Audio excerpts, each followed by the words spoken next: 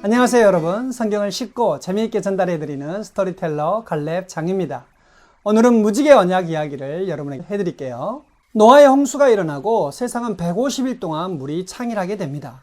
창일하다는 것은 물이 온 세상에 가득하여서 땅이라고는 눈꼽만큼도 보이지 않았다는 것이죠.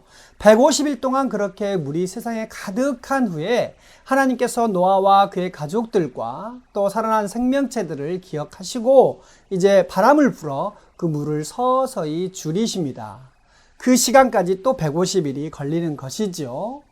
그 해의 7월에 이제 노아가 탔던 노아의 방주는 아라랏 산이라고 하는 곳에 안착하게 되고 10월 달이 되었을 때 한 봉우리들이 드러나기 시작합니다. 노아는 방주 밖으로 나올 수가 없었어요. 그래서 저 창을 향해서 까마귀를 내보냅니다. 까마귀가 무리를 여기저기 날아다니지만 결국 돌아오지 못하게 돼요. 그러고 나서 40일 후에 노아가 또 비둘기를 날려 보냅니다. 비둘기가 무리를 계속 돌다가 돌아오게 됩니다. 일주일이 지난 후에 또 비둘기를 내보냈더니 비둘기가 저녁이 되어서 돌아오는데 그 입에다가 감람나무 잎사귀를 물고 오는 거예요. 물이 굉장히 많이 빠졌다는 것이죠. 그리고 또 일주일이 지나서 비둘기를 내보냈더니 그 이후로는 비둘기가 다시 돌아오지 않게 됩니다. 그 말은 뭘 말하는 것이죠? 비둘기가 자기가 살 곳이 생겼다는 것이죠. 그때가 노아의 홍수가 일어나고 그 다음에 1월이었습니다. 그렇게 1월이 되었을 때 땅이 마르기 시작하고 2월 27일이 되어서야 방주의 문이 열리게 됩니다.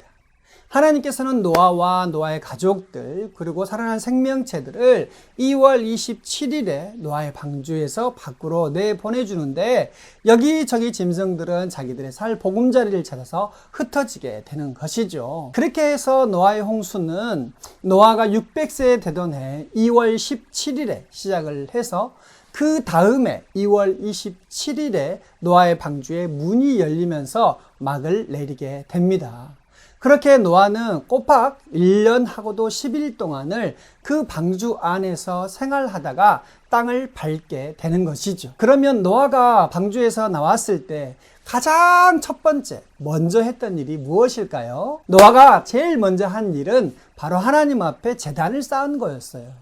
노아는 짐승들 중에 정결한 것 그리고 새들 중에 정결한 새를 골라서 하나님 앞에 번제의 제사로 올려드리게 됩니다. 그것은 하나님에 대한 감사의 제사이면서 하나님 앞에 헌신의 제사이기도 한 것이죠. 그렇게 하나님께 번제의 제사를 올려드렸을 때 하나님께서는 노아의 제사를 기쁜 마음으로 받으시고 노아에게 이런 약속을 하세요. 내가 사람으로 말미암아 다시는 땅을 저주하지 아니하리라 라는 약속을 하나님이 하시게 됩니다. 그러면서 하나님이 매우 의미심장한 말씀을 하세요. 사람이 마음이 계획한 바가 어려서부터 악함이라 하는 말을 또 하시게 되죠. 여러분 이 말씀을 어디에서 들었었죠? 우리가 창세기 6장에 보면 하나님께서 세상을 심판하시기 전에 그 말씀을 하시잖아요. 사람의 마음에 생각하는 것이 항상 악할 뿐임을 보시고 하나님께서 사람 지으심을 한탄하셨다 그러거든요. 그런데 하나님께서 내가 이제 사람으로 말미암아 다시 땅을 저주하지 아니하리라 라는 말씀을 하실 때에도 이와 동일하게 사람의 마음에 계획하는 것이 악할 뿐이다 라는 말씀을 또 하시거든요. 그런데 여기에는 다른 의미가 들어 있습니다. 이 말씀을 들어보면 사람의 본질은 바뀌지 않았다는 것이죠. 사람이라고 하는 존재는 아담이 범죄한 이후로 늘 마음에 품은 것, 생각하는 것들이 악한 것은 노아 홍수 이전이나 이후나 다 마찬가지예요. 그러나 상황이 다른 게 있어요. 뭐냐면 사람의 딸들이 더 이상 땅에 존재하지 않는다는 것이죠. 다시 말해서 하나님을 아는 자, 하나님의 영이 함께하는 노아와 그의 가족들만 지상에 남아있다라는 사실을 하나님이 기억하시고 이제 후로는 사람으로 말미암아 이 땅을 저주하지 아니하리라 하시면서 하나님께서 노아와 언약을 맺으시게 되는 것입니다. 그러면서 하나님께서 이렇게 말씀하시면서 하나님이 그 언약의 증거를 보여주십니다. 여러분, 하나님이 말로만 하지 않고 그 언약의 증거를 보여주시는데 그 증거가 뭐냐?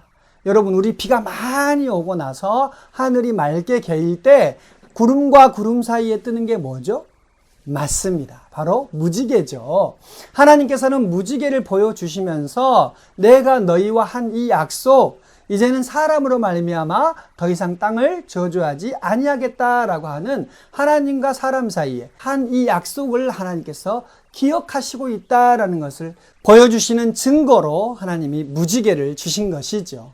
그래서 구름과 구름 사이에 이 무지개를 보여주심으로 하나님이 여전히 노아의 홍수 때나 지금이나 그 하신 약속, 그 언약을 기억하고 있다는 것을 우리에게 말씀하고 있습니다. 자, 그리고 나서 노아와 그의 세 아들은 땅에 정착하게 되고 농사를 짓게 돼요.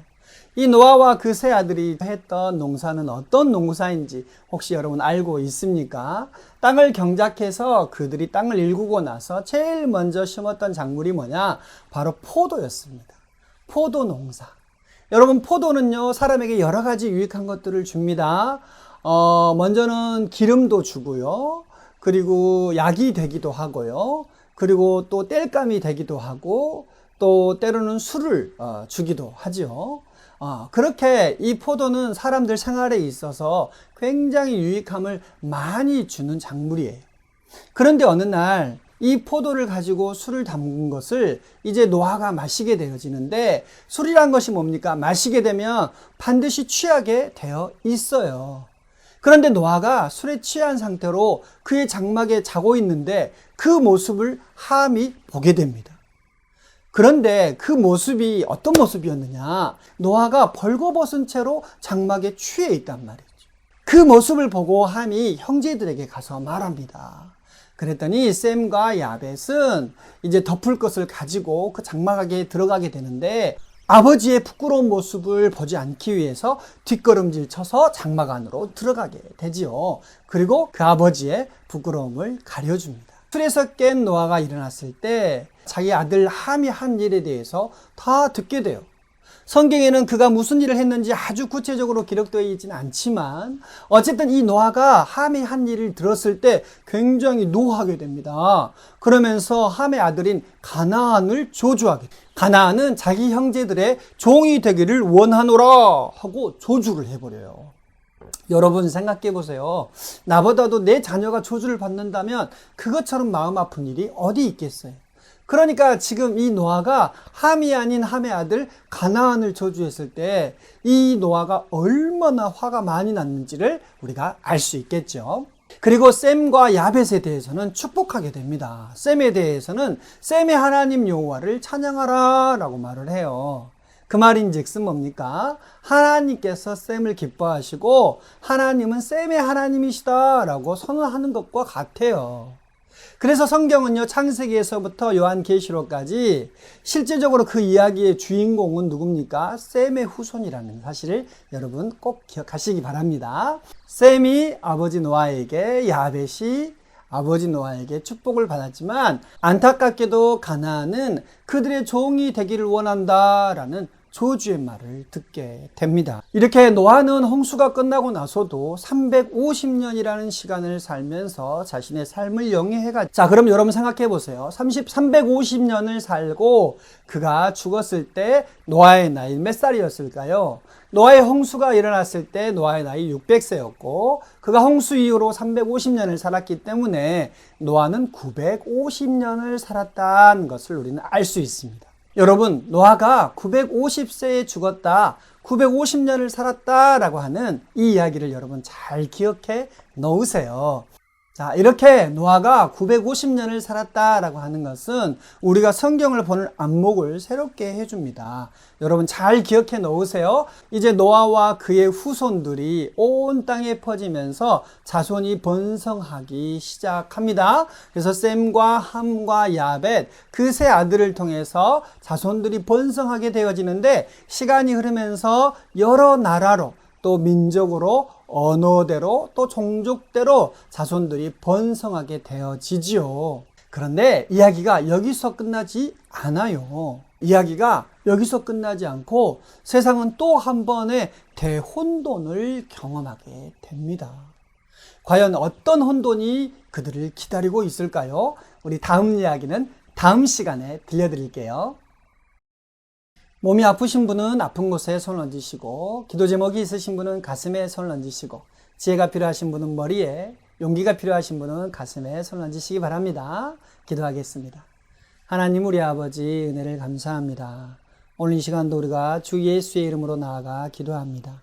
주의 성령께서 오늘 이 시간도 우리와 함께하여 주시고 우리의 모든 육체의 연약함과 또 질병과 또 상처와 아픔을 깨끗하게 하여 주시옵소서.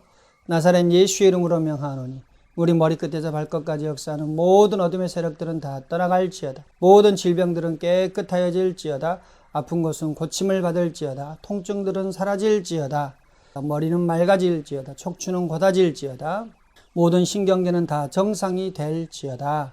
아버지 하나님 앞에 또 여러 가지 기도의 제목을 가지고 나아갑니다. 아버지 하나님께서 우리의 기도의 제목에 응답하여 주시고 일하시고 역사하여 주시옵소서.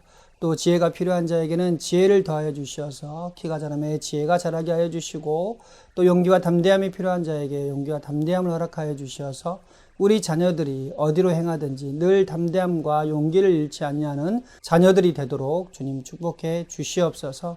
예수님의 이름으로 기도드리옵나이다. 아멘.